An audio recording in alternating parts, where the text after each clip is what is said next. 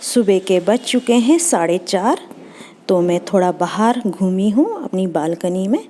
फिर मैंने लगा लिया है झाड़ू पोछा और पूरे घर की सफाई कर ली है। और अब सफाई करने के बाद मैं चली जाती हूँ नहाने और नहा के अपनी पूजा कर लेती हूँ।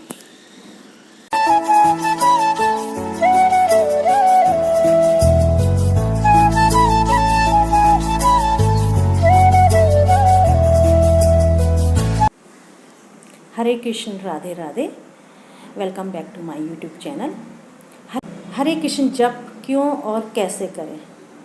तो आज की वीडियो में हम जानेंगे कि हरे कृष्ण जप कैसे करते हैं और हरे कृष्ण महामंत्र जप भी क्यों करें। कलयुग में बताया गया कि महामंत्र हरे कृष्ण का जप सर्वथा उच्च माना गया है। वैसे तो कलयुग में बहुत सारे मंत्र हैं, लेकिन हरे कृष्ण महामंत्र जप भी बहुत ही उपयोगी समझा गया है। शास्त्रों के अनुसार हरि नाम के अलावा उद्धार पाने का और कोई भी सरल उपाय नहीं है। हरे कृष्ण का जप इतना सशक्त है कि इसको किसी भी समय और किसी भी अवस्था में आराम से किया जा सकता है। कलयुग की आयु बताई गई है 4,32,000। तो अभी हमारी केवल 5200 वर्ष बीत चुके हैं। तो अभी देखो कलयुग में कितने पाप हैं, कितना पाप बढ़ चुका है। आए दिन हम न्यूज़ पढ़ते हैं, टीवी में देखते हैं कि क्या क्या दुनिया में हो रहा है केवल 5200 वर्षों में। तो ये सोचो, अभी तो केवल कलयुग बच्चा है, छोटा सा बच्चा है। जब ये अपने पीक पे आएगा, जब ये जवान होगा, तो क्या कलयुग का क्या हाल होगा कि सोचने से भी डर लगता है। कलयुग में कि कितने क्या क्या नहीं हो रहा है। जब हम सुनते हैं, टीवी में देखते हैं, कोई किसी को नहीं समझता। आने वाले समय में तो बहुत ही खतरनाक होने वाला है। पर हमारे शास्त्रों में बताया कि कलयुग में चाहे बहुत अवगुण सहित, बहुत ज़्यादा, बहुत अवगुण है कलयुग में, झूठ है, फरेब है, सब कुछ है कलयुग में, लेकिन एक गुण बहुत अच्छा है। इस युग में भगवान को पाना बहुत ईजी होगा, बहुत ईजी। बहुत सारे युग हैं, जैसे त्रेता युग है, द्वापर युग है, सतयुग है। इन युगों में भगवान तक पहुंचना बहुत कठिन होता था। कितने ध्यान करने पड़ते थे, कितना यज्ञ करना पड़ता था, हजारों वर्ष तक तपस्या करनी पड़ती थी, तब जाके हमें भगवान प्राप्त होते थे। लेकिन कलयुग में केवल महामंत्र का जप करो और भगवान तक आराम से पहुंच जाओ। महामंत्र जप हरे कृष्ण कृष्ण कृष्ण हरे हरे, हरे राम राम राम हरे हरे। इस मंत्र के जप से आप भगवान तक आसानी से पहुंच सकते हो। कलयुग केवल नाम आधारा। कलयुग में केवल हरि का नाम लो, हरि के नाम का जप करो और देखो कितने चमत्कारी फल आपको प्राप्त होंगे। सिर्फ नाम जप, कोई एक टफ चीज़ भी नहीं है, सिर्फ बहुत ईजी है। भगवान का नाम ही है, हमें भगवान का नाम ही लेना है। हरे कृष्ण कृष्ण कृष्ण हरे हरे, हरे राम राम राम हरे हरे।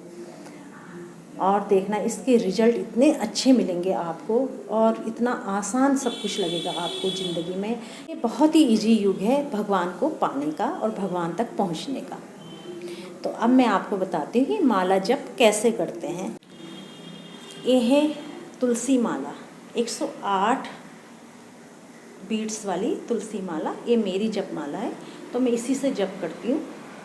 तो हमें दाहिने हाथ की मध्यमा उंगली और अंगुष्ठा में 108 बीड्स वाली तुलसी माला लेनी है। तो जो ये सुमेरु मणि होती है, इसे सुमेरु मणि कहते हैं। तो इस पे हम महामंत्र का जप नहीं करेंगे, हमें महामंत्र जप स्टार्ट करना है फर्स्ट मणि से। तो इससे हम हर एक मणि पे महामंत्र का जप करेंगे, हर एक मणि पे पूरा पूरा जप करेंगे। तो जैसे फर्स्ट मणि है, तो इसमें हम अंगुष्ठा और मध्यमा ऐसे करेंगे। हरे कृष्ण कृष्ण कृष्ण हरे हरे, हरे राम राम राम हरे हरे, हरे कृष्ण कृष्ण कृष्ण हरे हरे, हरे राम राम राम हरे हरे। तो हमें हर बीट्स पे महामंत्र जप करना है। तो जब हम एक करते जाएंगे, हर बीट पे करना, हमने हर उस पे मणि पे करना है। तो जब पूरी मणि पे हम एक एक महामंत्र का जप करेंगे, तो ये जब पूरा हम कर लेंगे, जब यहाँ तक आएंगे हम पूरा यहाँ 108वीं मणि पे आएंगे, तो हमें जब यहाँ पे ख़त्म होगा पूरा एक राउंड, ये फर्स्ट राउंड ख़त्म हो गया, तो हमें ये जो सुमेरु मणि है इसे लांघना नहीं है, मतलब हमें यहाँ फिर दोबारा यहीं से नहीं करना, हमें इसे ऐसे फेर देना है, उल्टा फेर देना है। तो हमें जो 108वां ख़त्म होता है, यहाँ से हमने स्टार्ट किया था फर्स्ट राउंड, तो 108 यहाँ पे हुआ था ख़त्म, तो हमें 108 से ही दोबारा स्टार्ट करना है, तो हमारी फिर फर्स्ट बीट हो जाएगी। तो हमें हरे कृष्ण कृष्ण कृष्ण हरे हरे, हरे राम राम राम हरे हरे, हरे कृष्ण कृष्ण कृष्ण हरे हरे, हरे राम राम राम हरे हरे।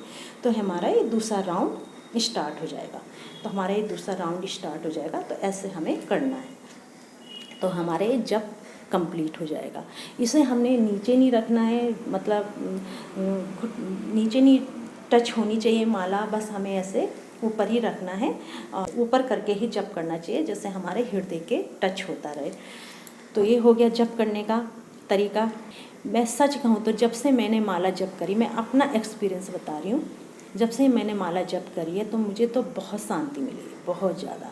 और मैं इसलिए ही बता रही हूँ क्योंकि देखो भक्ति तो सब करते हैं भक्ति, और भक्ति करने का मैं तो ये कहती पूर्ण फल तभी मिलता है कि जब हम जप माला करते हैं।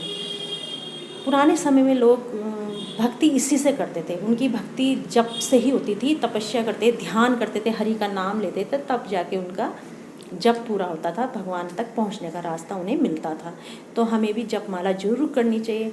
और मेरा तो ये मानना है कि जब हम भगवान की पूजा करते हैं, अगर हमारा भगवान में मन नहीं लग रहा, हम पूजा में तो बैठ रखे हैं, मन नहीं लग रहा, तो हम भगवान नहीं चाहते कि हम पूजा करें। हमारा जो है कई जन्मों के पाप होते हैं जो हमें भक्ति से रोकता है, पूजा नहीं करने देता।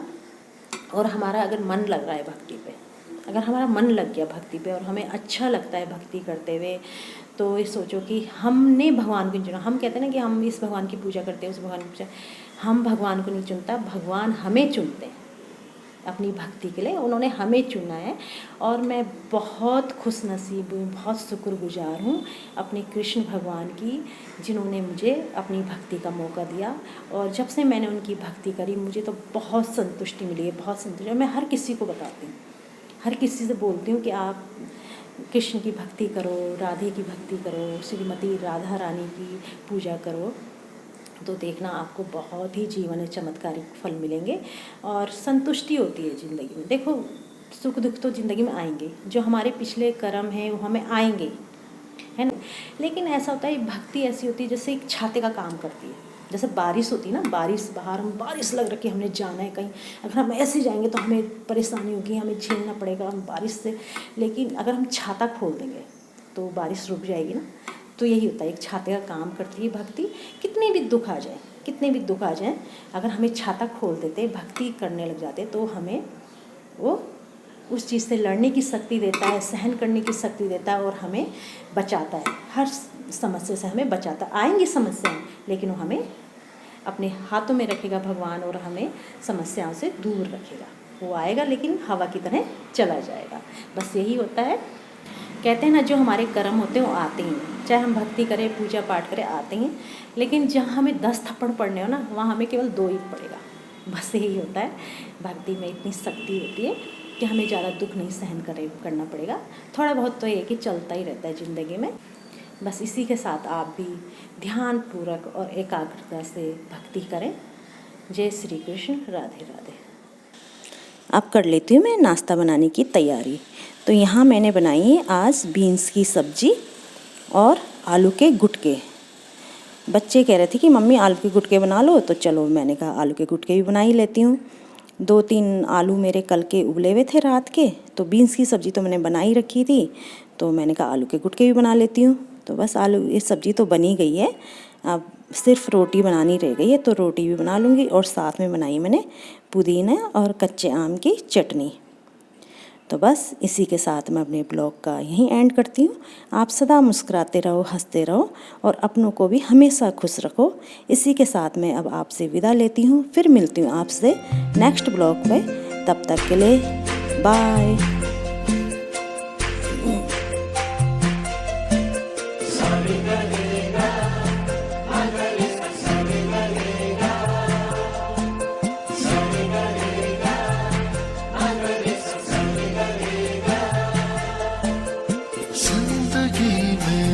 जन्म